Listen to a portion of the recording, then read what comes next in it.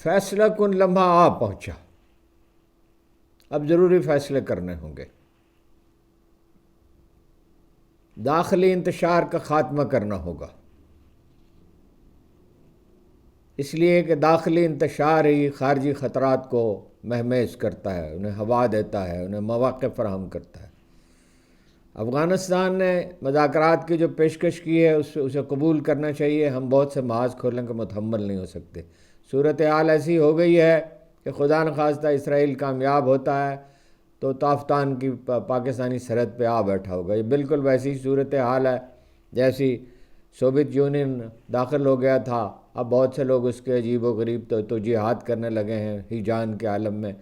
کیا ہم روسیوں کو یہ موقع دے سکتے تھے کہ وہ کراچی کے ساحل تک جا پہنچیں، جس کی پچھلے 300 سال میں ان کے اندر خواہش رہی ہے؟ ایران کا ساتھ دینا ہوگا اس کی ساری غلطیوں کے باوجود جو اس نے ماضی میں کی ہیں، میں ان کا ذکر کرتا ہوں ابھی۔ اور اسرائیل کی ڈٹ کر مخالفت کرنی ہوگی، اس کے ساتھ اس کے خلاف اٹھ کر کھڑے ہونا ہوگا۔ یہی مسلم رائے عامہ ساری دنیا میں چاہتی ہے۔ آج پاکستان میں ریفرنڈم کرایا جائے، آج تو 97% سے زیادہ پاکستانی ایران کا ساتھ دینے کی حمایت کریں گے، چند فرقہ پرستوں کے علاوہ، جو یہ نہیں سمجھتے کہ مکاتب فکر کا اختلاف کا مطلب یہ نہیں ہے کہ صہیونیوں کے خلاف ایران کی مخالفت کی جائے اور ان کا ساتھ دیا جائے۔ دیکھیے جنگ کب شروع ہوئی ہے؟ جب پاکستان افغان جنگ سے گزر رہا ہے۔ پاکستان افغانستان میں ایک طرح کی جنگ برپا ہے۔ وہ کہہ رہے ہیں، ہم ملا ہیبت اللہ نے کہا کہ کسی حامی نے کہا کہ اگر وہ اجازت دے تو ہم پختونخوا کو شامل کر لیں افغانستان میں، اور ہم وہاں پہ حملے کر رہے ہیں۔ یہ بڑی المناک صورتحال ہے۔ ادھر مودی پہنچے ہیں وہاں پہ۔ یہ اندھوں کو بھی نظر آنا چاہیے کہ دنیا کس طرف جا رہی ہے اور اس میں ہمیں کیا لائحہ عمل اختیار کرنا چاہیے۔ تہران میں آیت اللہ خامنہئی کی رہائش گاہ تباہ کر دی گئی ہے۔ ایران نے اسرائیل اور امریکہ پر جو جوابی حملہ کیا ہے اس کا نام معنی خیز ہے، اس کا نام ہے فتح خیبر۔ 628 عیسوی میں خیبر کا قلعہ فتح ہوا تو یہودی قبائل کو شکست ہو گئی تھی۔ 2 برس قبل اسرائیلی مظاہرین میں سے ایک نے پلے کارڈ اٹھا رکھا تھا، اس پہ لکھا ہوا تھا خیبر واز یور لاسٹ چانس۔ خیبر کی صبح، حملے کی صبح، رسول اللہ صلی اللہ علیہ وسلم نیند سے بیدار ہوئے اور قلعوں پر نظر کی تو فرمایا بری ہے ڈرائے گئوں کی صبح۔ خیبر ہمیشہ صہیونیوں کے دل میں انہیں اسے یاد رکھا ہے، ان کے دل میں کانٹے کی طرح کھٹکتا رہا ہے۔ ہمیشہ سے وہ اس کا خواب دیکھتے آئے ہیں، عظیم تر اسرائیل کا۔ خوف ایک ہلاک کر دینے والی چیز ہے اور انتقام بھی۔ بخل کی طرح خوف بھی ایک تنہا مرض نہیں ہے، یہ ذہنی پسپائی، مایوسی اور پسپائی کی خواہش کی علامت ہے۔ اور مایوسی وہ چیز ہے جو کفر تک لے جاتی ہے۔ جنرل مشرف کے دور میں پاکستان سے افغانستان پر بمباری کی گئی تو بعض احمقوں نے کہا کہ یہ ایک مجبوری ہے ورنہ وہ پاکستان کو تورا بورا بنا دیں گے۔ کئی دانشور یہ ارشاد فرما رہے تھے، کئی لیڈر یہ ارشاد فرما رہے تھے۔ یعنی امریکی بلیک میلنگ میں آنا چاہیے، بلیک میلر کو موقع دینا چاہیے۔ بعد ازاں پاکستان کے رویے میں کچھ تبدیلی آئی اور طالبان کے ساتھ کچھ نرمی اختیار کی گئی تو اس کا نتیجہ نکلا، امریکہ کو بھاگنا پڑا وہاں سے اور اس کے انہدام کا سلسلہ شروع ہوا۔ امریکی شکست اس میں ایک عنصر تھا، جس کے بعد دنیا میں نئے محاذ بنے، ڈی ڈالرائزیشن، ڈالر سے نجات کی خواہش پیدا ہوئی۔ یہ اب پھر ایک تاریخی موقع ہے۔ ہر مصیبت، ہر بحران اپنے ساتھ مواقع لے کر آتا ہے۔ جو لوگ یہ بات نہیں سمجھتے وہ تاریخ کے فہمی سے، وہ سیاسی حرکیات سے بھی ناآشنا ہے۔ دیکھیے افغانستان میں اس میں شبہ نہیں، ایک دائمی انتقامی رویہ ہے افغان نفسیات میں۔ اس لیے انہوں نے تحریک طالبان پاکستان کے دہشت گردوں کو پناہ دے رکھی ہے جو آئے دن پاکستانی پر حملے کرتے ہیں، لیکن مفاہمت کی راہ نکالنی ہوگی۔ انہوں نے پیشکش کی ہے مذاکرات کی. اس وقت وہ دباؤ میں ہے اور یہ بہترین وقت ہے مذاکرات کا. بے شک مجبوری میں انہوں نے مذاکرات کی پیشکش کی ہے، اس پیشکش سے فائدہ اٹھانا چاہیے. مسلم دنیا کے باہمی اختلافات ہی نے اسے برباد کیا ہے. یہ آج ایک اور خیال مجھے ستاتا رہا کہ ترک حکمران، عثمانی حکمران اگر قرضوں کے بوجھ تلے نہ دبے ہوتے تو اس انجام کو نہ پہنچتے جس کے لیے ہم مارے پھرتے ہیں زیادہ سے زیادہ قرضے لینے کے لیے، تاکہ 6% پہ قرضے لے رہے ہیں. عرب ایران مخاصمت، عرب ترک مخاصمت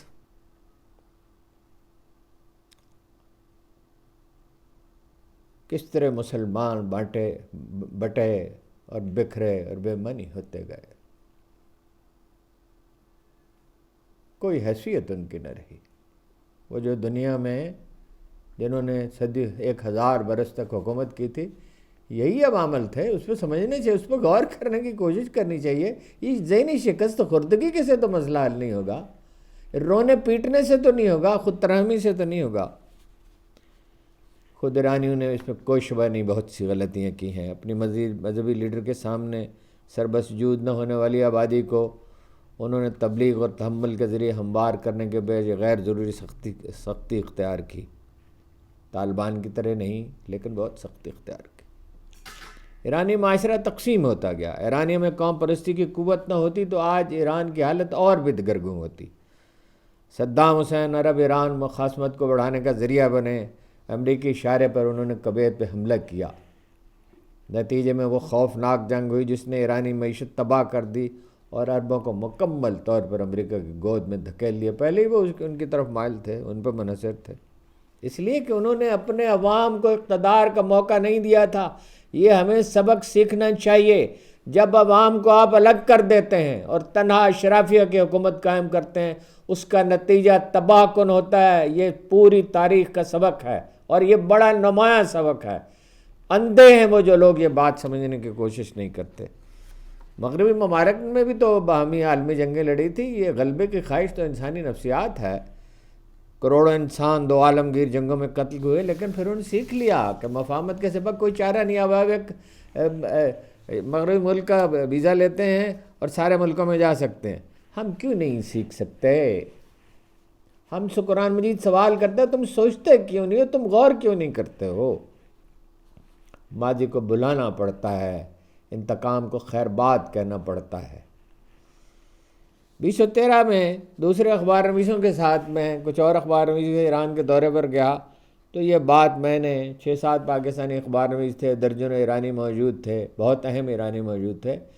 تو میں نے وہ ایک صاحب لیکچر دے رہے تھے بڑی تمکنت کے ساتھ ایرانی. اب مجھے یاد نہیں وہ سیکٹری اطلاعات تھے یا میڈیا کے انچارج تھے. بڑے فخر سے وہ کہہ رہے تھے یہ دنیا کا سب سے بڑا ٹی وی اسٹوڈیو. میں نے ان سے کہا کہ بجا فرمایا آپ نے، اور لیکن یہ فرمائیے کہ امت سے دوری اختیار کر کے آپ کو ملا کیا؟ ترکوں سے آپ کے مخاصمت تو بہت پہلے کے واقعات ہیں، اور عربوں سے تو خیر حال ہی میں ان کی جنگ ہوئی تھی، کوئی زیادہ عرصہ نہیں گزرا تھا. لیکن دور دراز کے مسلم ممالک سے انڈونیشیا اور ملائیشیا تک سے آپ کے پرجوش تعلقات نہیں ہیں. خراسان کے ایڈیٹر سے میں نے کہا، ہمارے ساتھیوں کو کوئی اچھی نہیں لگی میری باتیں، میں نے کہا او بھائی بھارت سے لوگوں کو بلاتے ہو، پاکستان کے خلاف لکھتے ہو، پاکستان کا موقف نہیں، اس سے تمہارا کیا بھلا ہوگا یہ بتاؤ. پاکستان میں تو بہت لوگ ہیں جو ایرانی انقلاب کے حامی ہیں. امام خمینی کے مداح تو خیر بے شمار ہیں، میں بھی ان میں سے ایک ہوں جس نے زندگی میں اگر کوئی نظم لکھی تو ان کی مداح میں لکھی. تو اس کے بعد دونوں کے پاس کوئی جواب نہیں تھا، بالکل سکتہ طاری ہو گیا ان پہ، بڑی غلطی کی. لیکن دیکھیے پاکستان میں ہمیشہ ایران سے خوشگوار تعلقات کی خواہش رہی ہے. 1956 میں سید ابو العلا مودودی کا جریدہ ترجمان القرآن 6 ماہ کے لیے بند ہوا تھا شہنشاہ ایران کی مخالفت امام خمینی کی حمایت پر، جو ابھی بہت نمایاں نہیں ہوئے تھے اس وقت تک. ایرانی انقلاب کے بعد 56 مسلم ممالک کی جو ہے پاکستانی ایک لیڈر کی قیادت میں وہ جو ہیں اسلامی تحریکوں کے نمائندے وہاں پہنچے ایران، اور کہا کہ جس مدد کی آپ کو ضرورت ہو ہم وہ مدد کرنے کے لیے تیار ہیں. لیکن کیا ہوا آپ کو پتہ ہے، میں اس میں زیادہ تفصیل میں نہیں جانا چاہتا۔ قوم پرستی کو شعار کیا، جیسے یہ افغانستان میں اسلام کے نام پہ پشتون قوم پرستی ہے، اور وہ افغان روایات کو مقدس سمجھتے ہیں شریعت کی طرح۔ بھائی اسلامی جذبہ اور چیز ہے، قوم پرستی اور چیز ہے۔ یعنی آپ اندازہ لگائیے، میں نے ان سے کہا کہ 100 فٹ کا مجسمہ اس کا بنایا ہے فردوسی کا، جو کوئی بڑا شاعر نہیں ہے، عظیم ایرانی شعراء میں شامل نہیں ہے، اور غزالی کو آپ نے بھلا دیا، اس کی قبر کا ہی پتہ نہیں چلتا۔ لیکن خیر اس کا تو کچھ اثر ہوا، میں انہیں داد دیتا ہوں۔ اس کے بعد انہوں نے اس پہ میں نے لکھا بھی، بات بھی کی، تو انہوں نے اس کا مزار ضرور تعمیر کر دیا۔ اب اس جنگ کا نتیجہ کیا ہوگا، کوئی حتمی طور پر جنگوں کے نتیجوں کے بارے میں کچھ نہیں کہہ سکتا۔ ایران کو تو نقصان پہنچے گا ہی، لیکن مشرق وسطیٰ کی معیشتوں کا کیا ہوگا؟ آسانی سے نہیں سنبھل سکتے۔ ٹرمپ نے کہا ایران کے پاسداران انقلاب، مسلح افواج، پولیس والے ہتھیار ڈال دیں، پھر فرعونی لہجے میں کہا گھروں سے باہر نہ نکلنا، ایرانی عوام سے کہا باہر نکلنا بمباری ہوگی، آپریشن ختم ہونے پر اپنی حکومت سنبھال لیں۔ یہی ہے امریکی اور اسرائیلی ایجنڈا، ایران کی انقلابی حکومت کا خاتمہ کر دیا جائے۔ جہاں تک ایٹمی پروگرام کا تعلق ہے، 2015 میں تو معاہدہ ہو گیا تھا اوباما کی حکومت میں، اقوام متحدہ کے سلامتی کونسل میں امریکہ، چین، روس، برطانیہ، فرانس اور جرمنی کے ان 5 مستقل ارکان کے علاوہ سلامتی کونسل کے جرمنی کی منظوری سے۔ پھر ڈونلڈ ٹرمپ نے اسے منسوخ کیوں کر دیا؟ اب پھر وہ یقین دلاتے رہے کہ بھئی ہم ایٹم بم نہیں بنانا چاہتے۔ بار بار امریکہ میں یہ سوال اٹھایا گیا، خاص طور پہ جیفری سیک بھی انہیں کہتے ہیں، امریکہ کو ایران سے کیا خطرہ ہے، یہ ہماری جنگ کیسے ہو گئی؟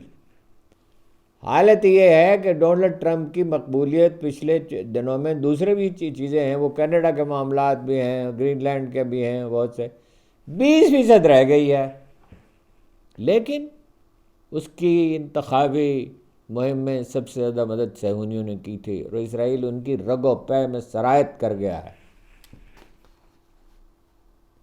اور وہ بچنا چاہتا تھا اس سے مگر بچ نہیں سکا۔ پروگرام کیوں منسوخ کیا؟ جب ایٹمی پروگرام پہ انہوں نے یہ اپنا معاہدہ کیوں منسوخ کیا؟ جب ایٹمی پروگرام پہ انہوں نے نگرانی قبول کر لی تھی۔ اب پھر انہوں نے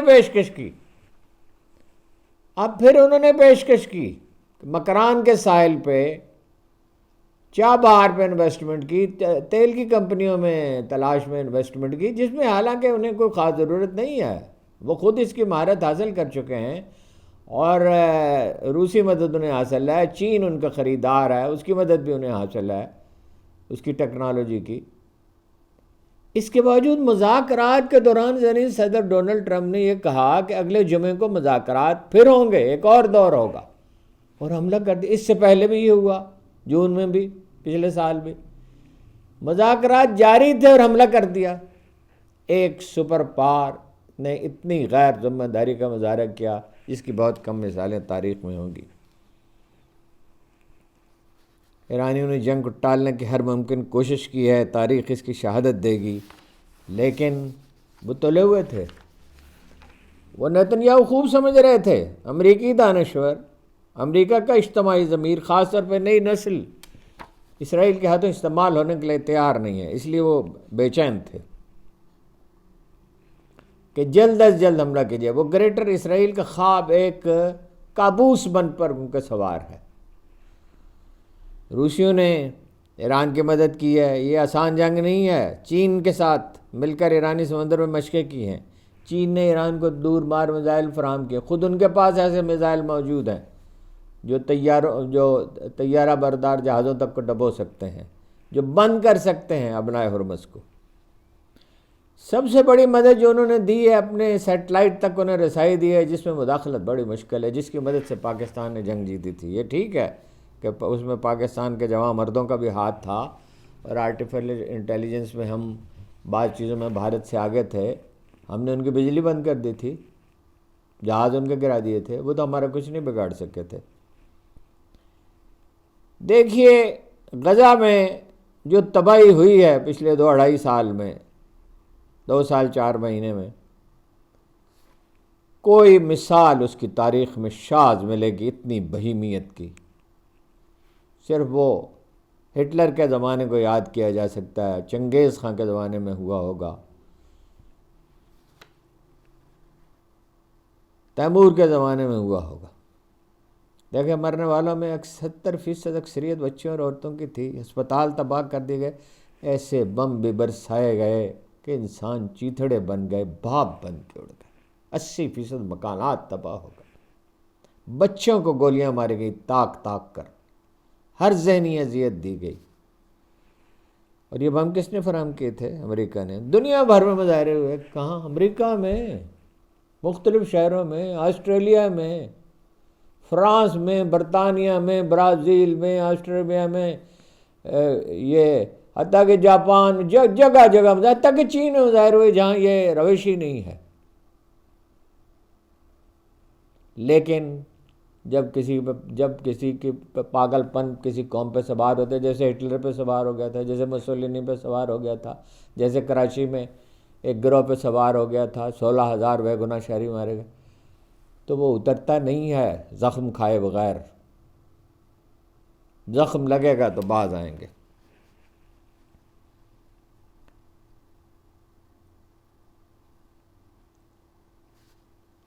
امریکہ کی نئی نسل پوچھتی ہے یہ ہماری جنگ تو نہیں ہے، ہم یہ جنگ کیوں لڑ رہے ہیں؟ دانشور بھی پوچھتے ہیں امریکی وسائل کیوں جنگ ضائع کیے جا رہے ہیں؟ لیکن بعض امریکی انتہا پسندوں میں صلیبی روح جاگ اٹھی ہے، بعض، اکثریت میں نہیں، اکثریت خلاف۔ چند روز قبل آپ کو یاد ہے اسرائیل میں امریکی سفیر نے کہا کہ دریائے فرات اور دریائے نیل کے درمیانے علاقے پر قبضہ اسرائیل کا کس دریا کا ہے؟ عجیب بات ہے کہ 2000 برس پہلے، 3000 برس پہلے وہ یہاں تھے، تو 2000 برس پہلے کیا یہ چند سو برس پہلے ریڈ انڈینز کی حکومت تھی، انہیں واپس کر دیا جائے امریکہ؟ نیوزی لینڈ میں کچھ اور لوگ تھے، آسٹریلیا میں پرانی نسلوں کی حکومت انہیں واپس کر دیا جائے؟ یہ کیا دلیل ہے؟ اگر اس دلیل پہ عمل کیا جائے تو یہ دنیا تو باقی نہیں رہے گی، اس کی آدھی سے زیادہ آبادی کو ایک سے دوسری جگہ منتقل کرنا ہوگا۔ کبھی دنیا میں منگولیا والوں کے اوپر چنگیز خان کی حکومت تھی۔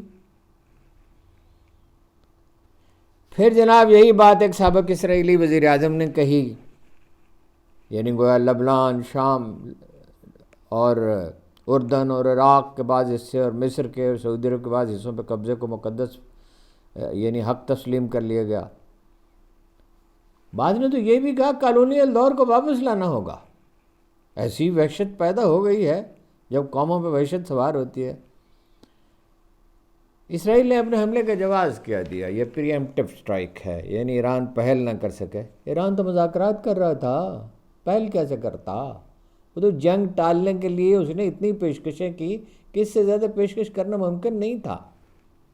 البتہ خامنہ ای نے ڈونلڈ ٹرمپ کے ساتھ ملاقات سے ضرور انکار کر کے، تو اس کا حاصل کیا ہے؟ وہ جانتے تھے کہ یہ فریب دہی کر رہا ہے۔ دیکھیے ایران کو بہت کمزور سمجھنا بڑی غلطی ہوگی۔ ایک تو چین اور روس اس کی مدد کریں گے، کئی عرب ممالک میں اس نے حملے کیے ہیں، مثلا بحرین میں تل ابیب دھماکوں سے گونج اٹھا ہے، شمالی شہر حیفا میں بھی دھماکے سنے گئے ہیں۔ متحدہ عرب امارات، قطر اور دبئی اس کے متحمل نہیں ہو سکتے کہ ایرانی میزائل انہیں آل ہیں، ان کی کاروباری سلطنتوں کا کیا ہوگا؟ امریکہ نے ایک ہی وقت میں ایران نے ایک ہی وقت میں 5 ممالک پہ میزائل داغے ہیں، اسرائیل، بحرین، متحدہ عرب امارات، قطر اور کویت، ان میں امریکی اڈوں پہ حملے کیے گئے ہیں۔ العدید ایئر بیس ہے قطر میں، السالم ایئر بیس ہے کویت میں، الظفرہ ایئر بیس ہے متحدہ عرب امارات، بحرین میں امریکی بحری بیڑا شامل ہے، سعودی عرب میں ریاض کے دارالحکومت ریاض میں بھی دھماکہ ہوا ہے، ابوظہبی میں بھی ایک دھماکہ ہوا ہے۔ رضا شاہ صاحب نے فرمایا، شہنشاہ ایران کے احمق فرزند نے، ہم فیصلہ کن کامیابی کے قریب ہیں، ہم یعنی وہ اور امریکہ اور اسرائیل۔ یہ وہ شخص ہے جس کے بارے میں خود مغربی ذرائع ابلاغ یہ کہتے ہیں، اخبارات، ٹی وی چینل، کہ اسرائیل کی مالی مدد پہ پل رہا ہے۔ سمندر پار ایرانیوں میں سے، جن میں سے بعض اپنی حکومت کے خلاف ہیں، مخالف انہوں نے مظاہرے کیے تھے، ان سے بھی اس کا کوئی رابطہ نہیں ہے۔ 40-45 سال سے وہ ایران کی سرزمین پہ قدم ہی نہیں رکھا، تو وہ سمجھتا ہے کل آنے والے ایران کا حکمران ہو، وہ کیا حکمران ہوگا؟ خدا نخواستہ فرض کیجئے حکومت بدل جاتی ہے، تبدیلی آتی ہے، تو رضا شاہ وہ آخری شخص ہوگا، رضا پہلی وہ آخری شخص ہوگا جو اقتدار میں آ سکے۔ ایرانیوں سمیت ساری دنیا اسے اسرائیلی ایجنٹ سمجھتی ہے۔ عرب میڈیا کے مطابق اسرائیلیوں نے جو بمباری کی ہے بالکل وہی پیٹرن ہے غزہ کا۔ مناب میں لڑکیوں کے اسکول کو نشانہ بنایا ہے، ہرمغزان کے شہر مناب میں بھی، مناب میں نے اب سرچ کیا 53 طالبات شہید ہوئی، 63 زخمی ہو گئیں۔ شجر طیبہ اسکول کو بھی نشانہ بنایا گیا ہے، وہاں بھی بہت سی طالبات شہید ہوئی ہیں۔ اس بے پناہ اچانک حملے کے باوجود امدادی کارروائیاں جاری ہیں۔ ایرانی حکومت ذہنی طور پر تیار تھی، پے در پے جنگوں سے ایرانی گزرے ہیں۔ پہلی جنگ صدام حسین نے مسلط کی تھی، پھر جو آپ کو یاد ہے کہ وہ کتنی طویل ہوئی اور اندر دھماکے ہوتے رہے، امریکہ کی طرف سے جاسوسی نیٹ ورک بنایا گیا، یہ بڑی کمزوری تھی ایرانی کو پینیٹریٹ کر کے، پرانے ان کے ایسٹس موجود تھے مصدق کے زمانے سے، MI6 کے برطانوی انٹیلیجنس کے بھی ذرائع موجود تھے، اور وہ مل کر کام کرتے ہیں۔ ایرانی صدر کو قتل کیا گیا، وزیر کو قتل کیا گیا، سائنسدانوں کو قتل کیا گیا، کس لیے؟ رجیم چینج کرنے کے لیے، اپنی مرضی کی حکومت بنانے کے لیے۔ اپنی مرضی کی حکومت کس لیے بنانا چاہتے ہیں؟ پاکستان کی سرحد پہ بیٹھ جائیں، افغانستان کی سرحد پہ بیٹھ جائیں، چین کی سرحد پہ بیٹھ جائیں، سینٹرل ایشیا پہ کی مانیٹرنگ کریں، یعنی وہی دنیا پہ غلبے کی آرزو۔ اس کا وقت گزر چکا، ڈالر کی شہنشاہی ختم ہو گئی، چین اور روس موجود ہیں، دنیا یک قطبی نہیں رہی ہے۔ دیکھیے پاکستان کی پالیسی تو بالکل ہی ناقابل فہم ہے۔ شہباز شریف بار بار ٹرمپ کی خدمت میں حاضر ہوتے ہیں، خوش آمد کی حد ہی کر دی، 2 بار انہیں نوبل پرائز دینے پہ اصرار کیا، انہیں جنوب مغربی ایشیا بلکہ ساری دنیا میں امن کا علمبردار کہا۔ تمام اہم مغربی ممالک نے، ہر ملک نے، وہ جو امریکہ کے قریب تھے انہوں نے بھی پیس بورڈ میں شامل ہونے سے انکار کر دیا۔ ہم کیوں شامل ہوئے؟ کیا چین اس سے خوش ہوگا جس پر ہمارے دفاع کا، جو دفاع میں ہمارا سب سے بڑا حلیف ہے؟ در حقیقت ہمارا اس پہ انحصار ہے۔ یہ ٹھیک ہے جنگ تو ہماری فوج ہی لڑے گی، ہم ہی لڑیں گے، پاکستانی لڑیں گے، سیاچن میں بھی لڑ رہے ہیں نا۔ تو لیکن یہ ہے کہ آپ جو دوستوں کو نظر انداز کر کے دشمنوں پہ بھروسہ کرے، سازشوں پہ بھروسہ کرے۔ کل تک اسرائیلی کہتے تھے کہ شیعہ اتحاد سے، یعنی ایران اور یمن کے علاوہ لبنان اور شام میں اور عراق میں جو حامی گروپ ہیں اس کے، ایران سے ان سے خطرہ ہے۔ اب وہ صاف صاف کہہ رہے ہیں کہ سعودی عرب سے، ترکی سے اور پاکستان سے بھی خطرہ ہے۔ پاکستانی فوج کے اعلیٰ سبکدوش افسر کہتے ہیں کہ ایران، شام، لیبیا، افغانستان، یمن، فلسطین وغیرہ کی طرح کے بعد پاکستان کا نمبر آ سکتا ہے۔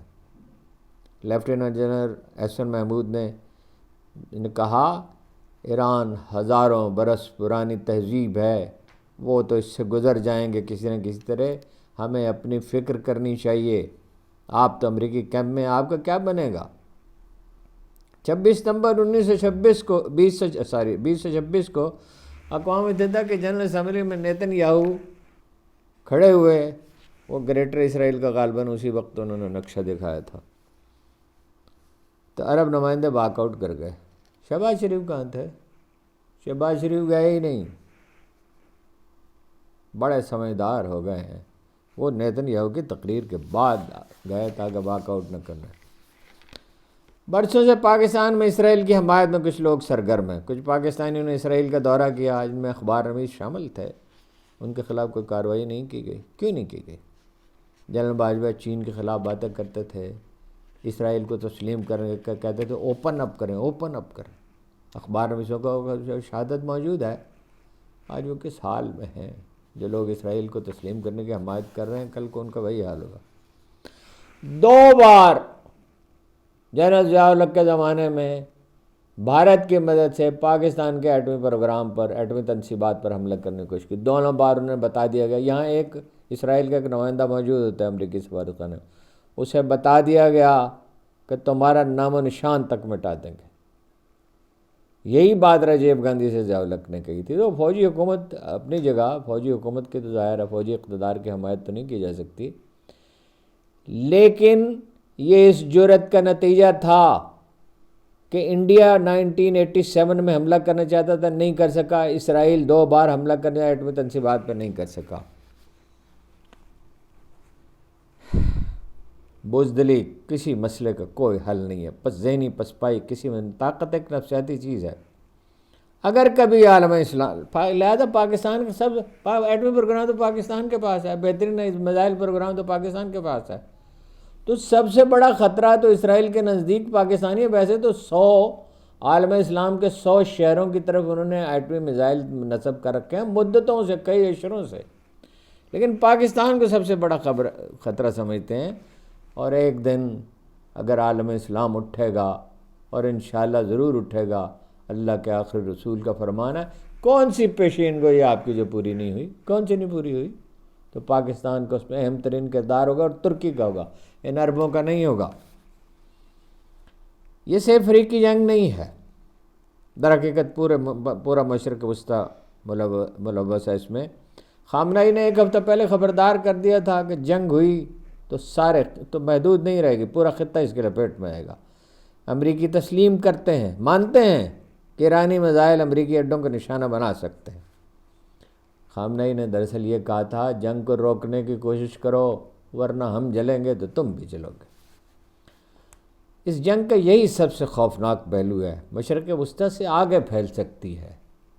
چین اور روس ہاتھ پہ ہاتھ رکھ کے تو نہیں بیٹھے رہیں گے، اور دنیا بھر کی معیشتیں جو ہیں یہ بربادی کا شکار ہوں گی. پہلی اور دوسری عالمگیر جنگ میں آپ کو یاد ہے بنگال میں اور بہار میں کیسا قحط پھیلا تھا، 30 35 40 لاکھ آدمی مر گئے تھے. کس لیے؟ جدید جنگیں بڑی ہولناک ہے، اور اب اور بھی ہولناک ہے. یہ تو 80 85 برس پہلے کی بات ہے، 81 برس پہلے کی بات ہے. اس لیے کہ سارا اناج برطانوی افواج کے لیے مختص کر دیا گیا تھا. ایسا خوفناک ہے جو قحط پھیلا تھا. ڈونلڈ ٹرمپ نے اور دراصل نیتن یاہو نے اس کے زیر اثر انسانی بربادی کا راستہ کھول دیا ہے. یہ جنگ امریکی زوال کو بھی تیز تر کر دے گی.